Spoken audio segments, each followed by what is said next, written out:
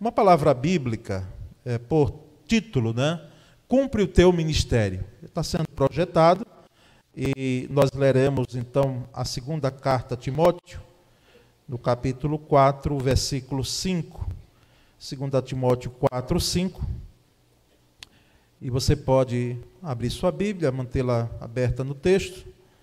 Nós vamos aqui discorrer sobre especificamente o versículo 5, já de reflexão outras, de palavras outras, em outros momentos, e trata-se de um texto conhecido, mas também de um texto muito apropriado para podermos revisitá-lo nessa noite, nesse momento. Cumpre o teu ministério.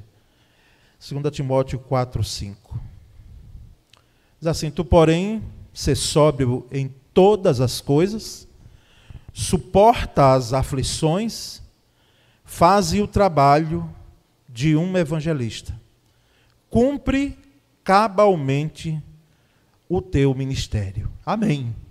Graças a Deus. Meus irmãos, o apóstolo Paulo aqui, quando escreve essa segunda carta a Timóteo, segundo os biblicistas, os estudiosos, não é? Ele estava preso em Roma. Ele já estava preso em Roma. Esse ano, em torno de 66 ou 67, aproximadamente depois de Cristo. E ele aguardava o seu julgamento, como cidadão romano que tinha apelado para César. Aqui ele vai trazer orientações, ele vai tecer orientações ao seu filho na fé, Timóteo, que era pastor na igreja em Éfeso. Aquele jovem pastor que, nas duas cartas a Timóteo, o apóstolo Paulo orienta como ele devia proceder e também trata de questões outras, doutrinárias, importantes, naquele contexto, né, que se encontrava a igreja em Éfeso. Mas a carta é direcionada a Timóteo. E a carta, por extensão, pelos seus princípios bíblicos, ela tem um alcance para todos nós. Ela tem um alcance para todos que têm sido chamados para um ministério. Independentemente se seja ministério pastoral ou outro no reino de Deus. Aqui se trata de, nessa noite, de alguém que, ouvindo o chamado, atendeu, às vezes sem ter a dimensão do que é que Deus queria e do que estava acontecendo. Não é assim que acontece? Mas nessa noite, nós entendemos plenamente que Deus continua chamando pessoas, especificamente para o ministério pastoral e assim também para servir ao seu reino. O meu propósito nessa palavra bíblica, nessa mensagem bíblica, é destacar, é aqui suscitar em que implica, quais são as razões, não todas, certamente, mas o que é que implica cumprir o ministério que o Senhor nos confiou? O que é necessário? Qual a carência? Qual a postura nossa? Então, nós entendemos que, num primeiro momento, cumprir o ministério exige em ser antes de fazer. Cumprir o ministério que o Senhor nos confiou exige em ser antes de fazer. E a expressão está no próprio versículo 5. O apóstolo Paulo, ele diz: tu, porém, sê sóbrio em todas as coisas. E é interessante notar que esse ser antes de fazer é fundamental. Em algumas razões. Primeiramente, não é necessário, aliás, não deve ou não devemos esperar, ou não deve quem é chamado, esperar que outros e que todos estejam caminhando, atendendo o chamado que Deus fez e faz. Porque o pronome específico usado pelo apóstolo Paulo, tu, embora nos versículos anteriores, o apóstolo Paulo aqui está suscitando aquelas heresias que causavam comichões nos ouvidos de alguns, e alguns se desviavam da sã doutrina, aqui entendemos que ser antes de fazer implica que eu vá sem olhar quem também está indo comigo. Tu, uma individualidade, sim, individualismo não. Mas é importante que aquele que precisa cumprir o ministério que o Senhor lhe confiou, tenha em mente que Deus chama pessoas. Ele chama especificamente, como ele chamou personagens bíblicos que nós temos. Ele não chamou toda a família de Abraão, o chamado foi para Abraão. Ele não chamou toda a família de Gideão, o chamado foi para Gideão. Embora a família de José, dentro daquele contexto, estava dentro da providência de Deus, mas ele chamou a José para fazer uma missão específica. E notamos que Jesus, quando escolheu os seus apóstolos, não é? E passou uma noite toda em oração, importante frisar isso, ele foi chamando um por um. Ele não chamou na multidão, ele foi comissionando um por um. Então é preciso entendermos que para cumprir o ministério é preciso ser antes de fazer, sem esperar que possamos olhar para ver se outros estão cumprindo. E a expressão ser sóbrio em todas as coisas nos faz rapidamente, irmãos, pensar nessa sobriedade, nessa moderação, como tem em outras versões. Tu ser moderado. E a expressão do verbo ser no imperativo é fundamental, é importante. Seja Timóteo, antes de procurar fazer.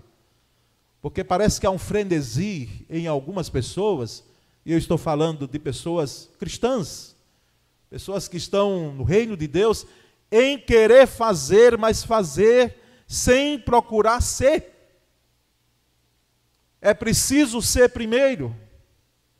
Lembramos, quando tratamos em ser antes de fazer, daqueles filhos de Cefas, onde é narrado no livro de Atos, que eles vendo Paulo expulsando demônios, fazendo alguns milagres ali em nome de Jesus, e eles, eufóricos com aquilo que estavam vendo, foram lá expulsar um demônio, não é? E disseram, em nome de Jesus que Paulo prega. Nós falamos a vocês que deixem esse corpo, e levaram uma corrida, foram totalmente menosprezados pelas entidades, as potestades dentro daquela pessoa. Porque é primeiro ser antes de fazer, e fazer não no sentido de que há um ativismo, às vezes no reino de Deus, mas fazer com um propósito, e fazer com integridade de vida, e ser uma vida completa, não perfeita, porque não temos pastores perfeitos. Há ainda nessa caminhada que tenho de ministério pastoral, vejo vez por outra, me parece, que alguém ainda querendo uma igreja perfeita. Alguns querendo um pastor perfeito. E nós não temos. Mas os líderes, os pastores, aqueles que são chamados, nós precisamos ter vida, irmãos. Porque senão nada vai adiantar o ministério. Pode até florescer, pode até ter números, mas não vai ter vida. Isso nós precisamos ter dentro de nós, em nossa mente e em nosso coração. E ser e ter uma vida integralmente submissa. Foi o tema da juventude, no domingo, vai servir durante esse ano aí, restante do ano. Submissão, uma vida submissa ao Senhor. Integralmente, não facetada ou multifacetada. Tu, porém, Timóteo, ser sóbrio em todas as coisas, em tudo. não em algumas coisas. Alguns personagens bíblicos, líderes, eu não quero citar o nome de um, porque sei que outros também incorreram no mesmo erro. Eles pensavam que Deus ia abrir uma concessão para eles por serem líderes, por serem chamados de homens segundo o coração de Deus. Como às vezes, e se de fato somos, que sejamos chamados assim, mas que possamos saber o peso que essa palavra implica. E nós percebemos que Deus, em termos de integridade de vida cristã, não abre mão para ninguém. E mais ainda, para quem está na liderança, no pastoreio. Então esse é um primeiro aspecto, irmãos. Cumprir o ministério exige em ser antes de fazer. Mas há um segundo elemento dentro do texto, não é? Que nos faz refletir de que cumprir o ministério demanda em quê? Em sofrimento. Demanda em sofrimento. O apóstolo Paulo: mas tu, porém, Timóteo, sê sóbrio em tudo, em todas as coisas, sofre as aflições. Sofre as aflições. Ministério, irmãos, quem deseja cumprir ministério, precisa saber, entender, às vezes sem entender direito, mas a gente passa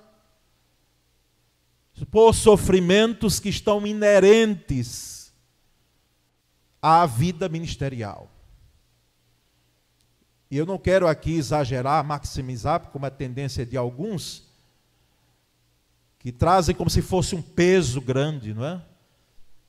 Particularmente já vi alguns colegas, poucos, graças a Deus, assim, fazendo do ministério pastoral como se fosse uma lástima. Como se Deus pegasse assim pelo braço e dissesse: olha, fique aqui e você agora vai sofrer muito. Não! Existem sofrimentos, mas existem também as vitórias e a graça de Deus. Existem.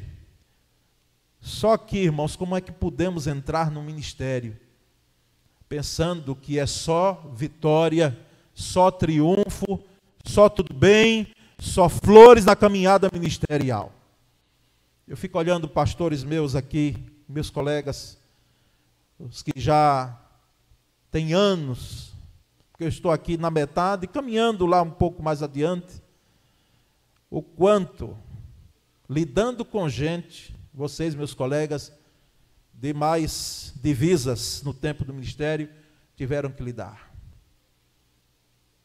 Implica em sofrimento. Implica em muitas vezes você ter o reflexo no seu corpo, porque o apóstolo Paulo diz: eu trago no meu corpo as marcas dessa minha trajetória, dessa minha caminhada. E ele trazia literalmente dos açoites. E muitas vezes nós que estamos no ministério, pastoral ou não, servindo ao Senhor, nós temos algumas marcas emocionais que levamos. Então, cumprir o ministério demanda em sofrimento. Timóteo suporta, sofre as aflições. Saiba que você não está entrando no mar de rosas. Você vai ter muita bênção na sua vida. Muita graça, e uma das graças que nós podemos ter no ministério pastoral é ver gente rendida a Cristo, salva, alcançada pelo Evangelho. Uma das graças que temos no ministério pastoral é de saber que, imperfeito como somos, nós temos gente que nos ama. Apesar de,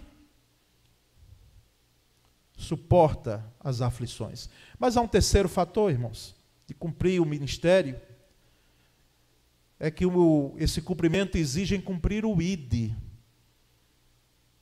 Em cumprir o ID. Por isso que o apóstolo Paulo, no versículo, ele diz: faze o trabalho de quê? De um evangelista. Faze o trabalho de um obreiro, de um evangelista. Realiza esse trabalho. E a figura do evangelista, ela é muito própria para o cumprimento do ID. Porque o evangelista, nós podemos dizer aqui, que era como a figura do arauto.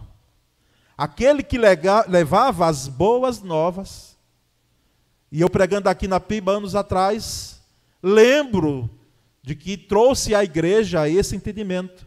Era aquele arauto, aquele mensageiro que chegava numa comunidade, num povoado, não é? Numa cidade, ali daquele reino. E ele dizia, olha, o filho do rei nasceu. Essa eram as boas novas, que significa evangelho para nós. Uma das boas novas que se levava era quando o filho do rei nascia. E nós precisamos levar as boas novas do evangelho como evangelista, dizendo que o filho do rei, aliás, o próprio rei, ele já nasceu. E esse rei não está mais na manjedoura. Esse rei não está mais na cruz, a cruz está vazia. Esse rei não está mais no túmulo. Esse rei, ele agora reina soberanamente. Cumpre o ID.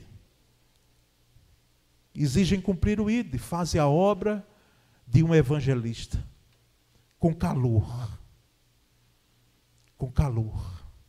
Com vida. Há anos atrás, em uma das cidades aqui do Nordeste, um calor enorme, como por esses dias que nós estamos enfrentando, não é?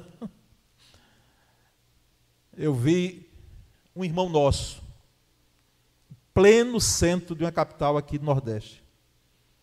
E ele distribuía folhetos, os panfletos evangelísticos, numa rapidez, num calor enorme, e um terno preto por cima dele. E ele fazia com celeridade. Quando olhei, às vezes a gente olha e diz, mas que efeito tem? Que validade tem isso aqui? Que efeito tem? Quem vai pegar? Quem vai dar importância?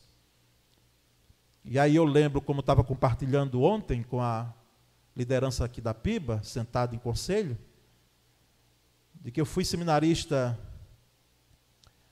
em missiologia num ano, né, no Instituto Betel Brasileiro, na época, onde nós éramos liderados por a diretora do seminário masculino, só homem lá, não sei quantos homens no seminário.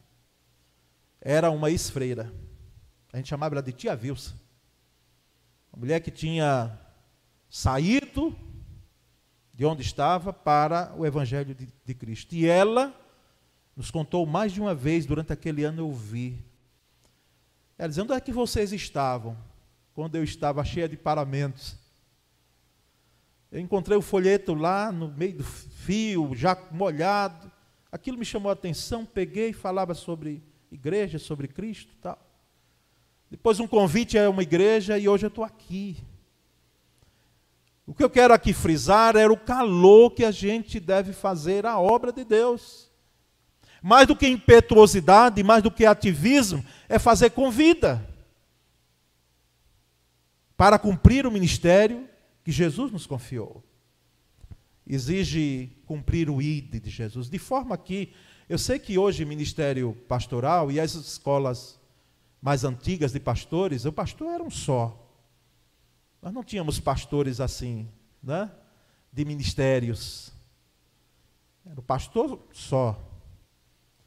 E hoje nós temos o entendimento de que pastores podem servir, não é? Em áreas necessárias na igreja. Mas, irmãos, espero que nenhum destes, porque esse aqui não vai fazer isso, ele já sabe, venha a dizer, não, eu só fui chamado para ser pastor desse segmento da igreja. A área do ID, do evangelismo, não estou nem lá.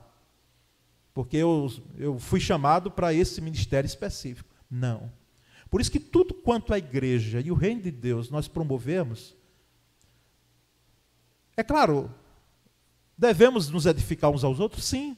Tratar dos que são de casa, do rebanho, sim. Mas, mais ainda, tudo que viermos a fazer, ter um foco no cumprimento do ID. No ID. Mas, meus irmãos, nós vamos adiante para um quarto e último aspecto, em relação ao cumprir o ministério, dentro desse texto, que cumprir o ministério resulta em servir até o fim. Cumprir o ministério, é redundante, eu sei. Cumprir o ministério resulta em servir até o fim. Redundante? Nem tanto. Por quê?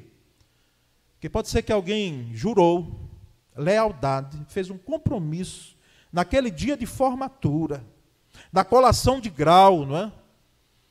Na sua profissão, ele fez aquele compromisso com todo o ardor, mas no exercício da profissão, no exercício do ministério, as atitudes não eram coerentes, primeiramente com o juramento que tinha sido feito.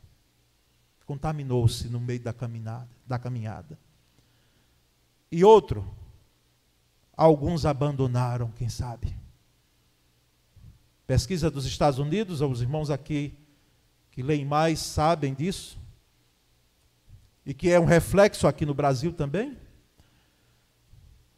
Cerca de 60% a 70% dos pastores que quando chegam a 15 anos de ministério pastoral, eles deixam.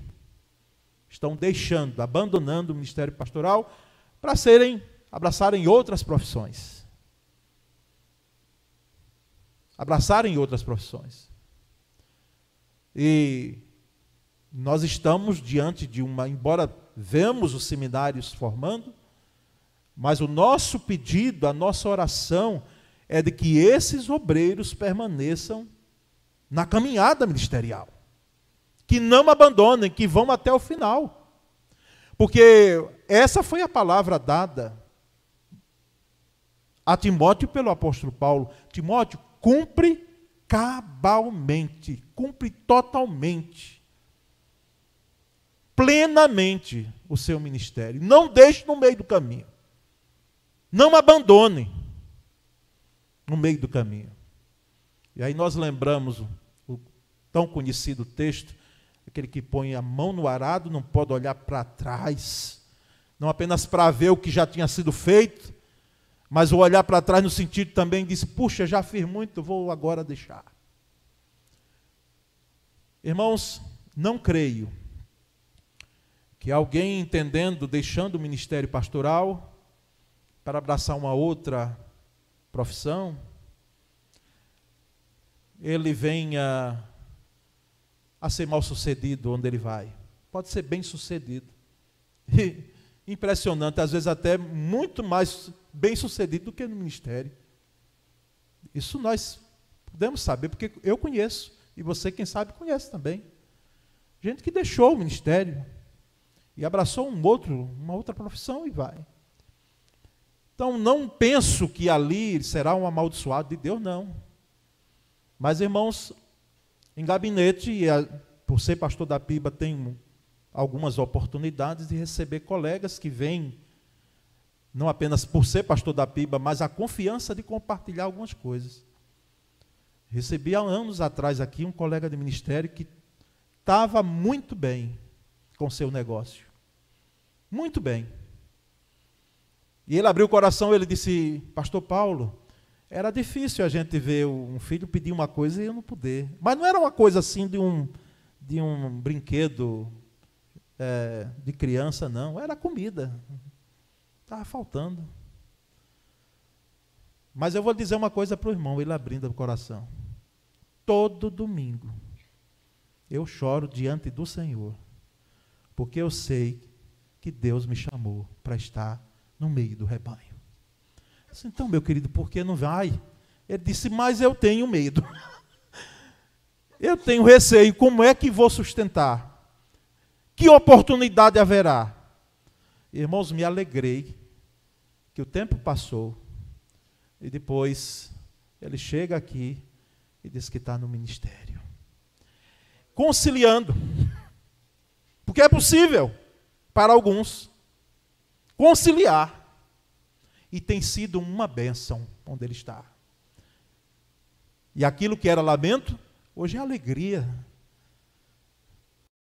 Já disse, espero que a igreja entenda, e assim também aqueles que são chamados dizem.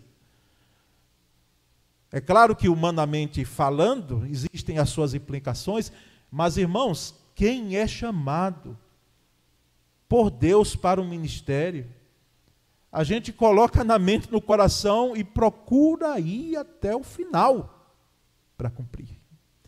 Mesmo que diante de nós existam situações incertas, mesmo que diante de nós possam aparecer situações as mais desesperadoras, e impressionante que o apóstolo Paulo, ele quando escreve essas cartas a Timóteo, ele não esboça nenhuma aflição.